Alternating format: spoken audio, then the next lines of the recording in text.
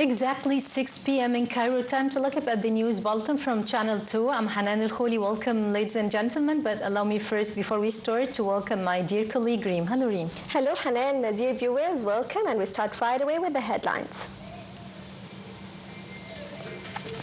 President Fattah al-Sisi receives chair of European People's Party Group and chief executive officer of Italian giant Eni.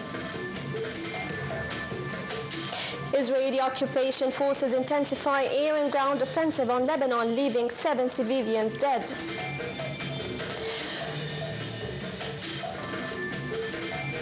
Thirteen Palestinians killed in Israeli occupation aggression on northern Gaza Strip.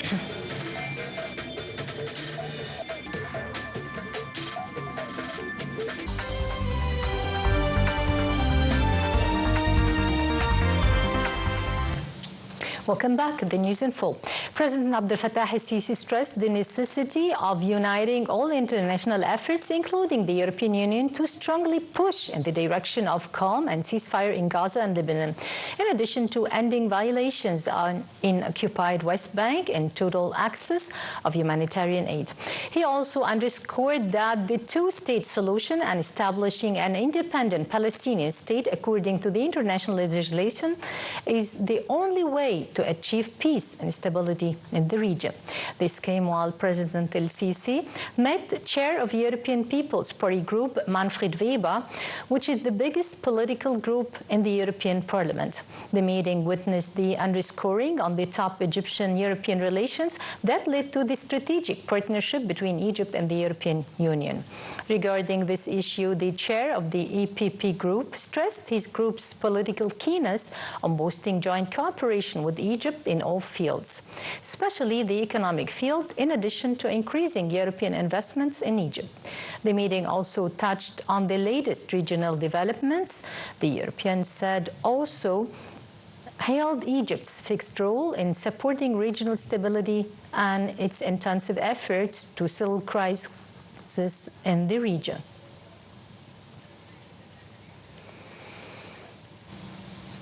President Fattah al-Sisi on Monday met with Claudio Descalzi, Chief Executive Officer of Eni, the Italian oil giant. He hailed the relations between Egypt and the corporation, saying they are a reflection of the strong cooperation between Egypt and Italy in various fields. The president asserted Egypt's keen interest in continual development of current optimal investment climate, saying the government will continue efforts to expand horizons for tapping into energy file. President al-Sisi also praised Eni's social responsibility profile and its support for several development projects in Egypt. For his part, the CEO of the Italian company hailed the Egyptian government's efforts to offer facilities to investors, saying Eni is interested in boosting its role as a leading stakeholder in the promising energy market in Egypt. President Fattah al-Sisi on Monday paid farewell to Algeria's President Abdelmajid Tebboune at Cairo International Airport. Tebboune on Sunday paid a short work visit to his second home, Egypt. The two presidents held summit talks followed by press conference that emphasized the will to boost distinguished bilateral relations between Egypt and Algeria forward and reflected their accord over regional and international developments.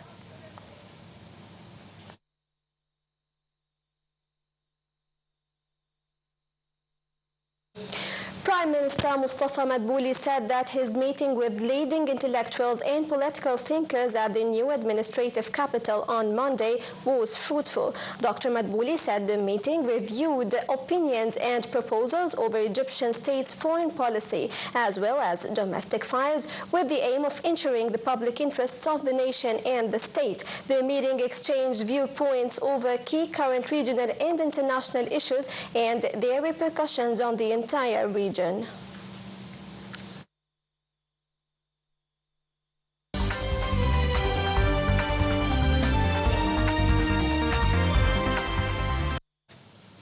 And moving on to the latest developments on the region, as the Israeli occupation army renewed evacuation orders for residents in the main southern Lebanese city of Tyre. This came as Israel intensified a month-long air and ground offensive, and its strikes killed 7 civilians and leveled an entire apartment block in Tyre. The death toll from Israeli military strikes that hit and collapsed an entire apartment block in the center of the southern Lebanese city of Tyre on Monday rose to at least 7 people. The health ministry described the death toll as provisional, as rescue workers were racing to pull more survivors from the pancaked building. As the aftermath of the strikes unfolds, the Israeli occupation army told residents in parts of Tyre to leave immediately, warning that it would attack Hezbollah targets there. Tyre, an ancient coastal city which boasts a UNESCO World Heritage Site, was subjected to heavy Israeli strikes last week, leaving swaths of the center in ruins. The Israelis last month escalated airstrikes on Lebanon and sent ground forces into the south of the country, allegedly for fighting against the Hezbollah group. Meanwhile, Lebanon said it filed a fresh complaint at United Nations Security Council, this time over an Israeli strike at a guest house last week that killed 3 journalists in the country's south. The strike early Friday hit a complex in the town of Hasbaya in South Lebanon, where more than a dozen journalists from Lebanese and Arab media outlets were sleeping. The Israeli army said on Friday that the strike was under review, maintaining it had targeted Hezbollah members. Latest Israeli attacks also targeted media facilities in the Uzai area in Beirut's southern suburbs. Lebanese rights groups said 5 more journalists and photographers working for local media had been killed in Israeli strikes in the south and in Beirut. A Lebanese foreign ministry statement added that the repeated Israeli targeting of media crews is a war crime, and Israel must be held to account and punished.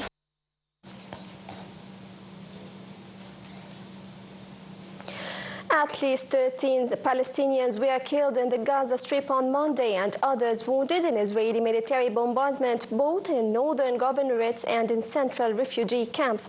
Israeli strikes hit the northern Beit Lahia town and Gaza City's Al-Shuja'iyya district, while Gaza Civil Defense Agency said the occupation forces shoot to kill anyone who tries to provide services to around 100,000 people besieged in northern Gaza. This comes as Israeli military offensive entered its 24th day, killing 1,000 people and forcing nearly 60,000 Palestinians to be displaced once again.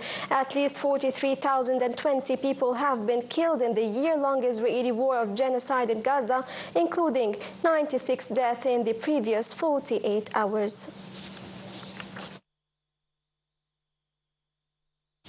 And still with the developments on the Gaza Strip, as the Israeli occupation military said on Monday that said its soldiers detained Iranian Foreign Ministry spokesman Ismail Baqai said today that Tehran would respond firmly and effectively to deadly Israeli strikes on military sites over the weekend. He further urged the United Nations Security Council, which is set to hold a meeting later today on the strikes, to take a decisive and firm stance with regards to the attack. The Swiss presidency of the UNSC has said that the meeting would take place following the request by Iran, supported by Algeria, Russia, and China.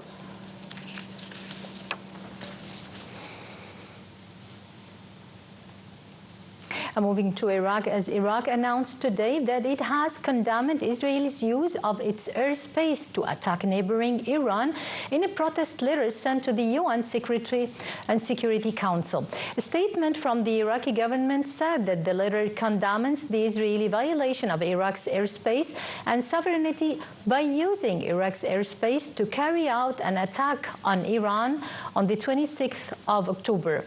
The Israeli assault on Saturday is Israel's first open attack on Iran, risking further regional escalation more than a year into the Gaza war and a month into its war in Lebanon.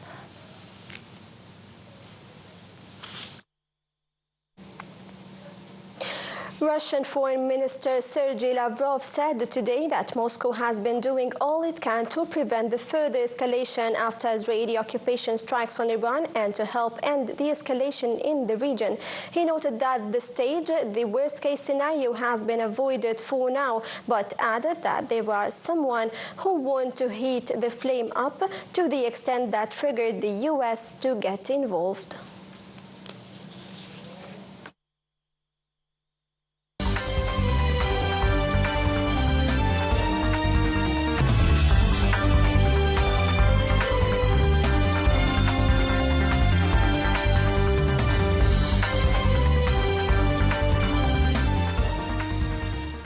Welcome back, dear viewers, and starting the business segment and our domestic news, starting with our Deputy Prime Minister for Industrial Development, Minister of Transportation and Industry, Kamil El-Wazir, witnessed the signing of an agreement with Chinese company to produce electric vehicles in Egypt. El-Wazir stressed his ministry's keenness to implement the state's plan to promote local manufacturing of vehicles and to attract foreign investments in this vital sector and its related industries, with the aim to meet the needs of the local market and also to enhance exports. President Abdel Fattah el-Sisi has urged concerned bodies to enhance cooperation with highly experienced states to intensify efforts to promote the local production of electric vehicles.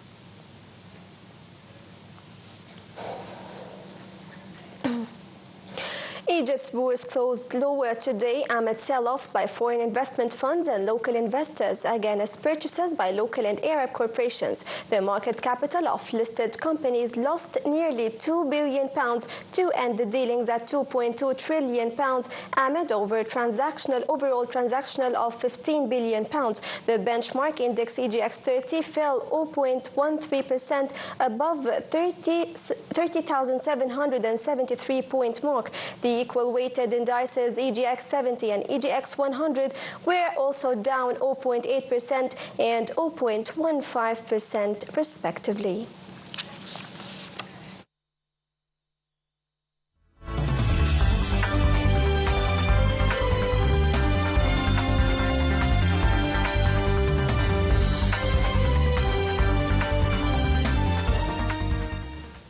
And now starting our sports segment with our domestic news, with Cairo giant Al Ahly continued preparations ahead of their highly anticipated showdown against Asian champions at Ain of the United Arab Emirates in the FIFA Intercontinental Cup, due to take place tomorrow.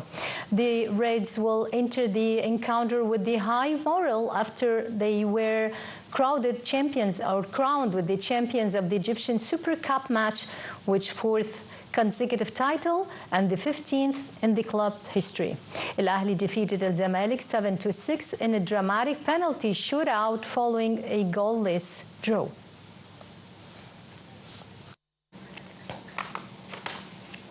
Egyptian superstar Mohamed Salah's equalizer salvaged Liverpool at 2-2 draw at Premier League title rivals Arsenal. Liverpool began the weekend on top after winning 11 of their opening 12 games in all competitions under Arne Slot.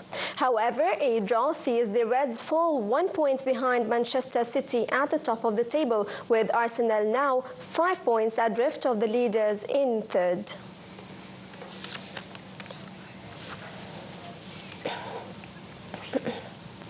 Well, by this, ladies and gentlemen, we come to the end of our news bulletin for now. Many thanks for watching and many thanks for your reading. Thank you so much, Hanan. Dear viewers, thank you for watching.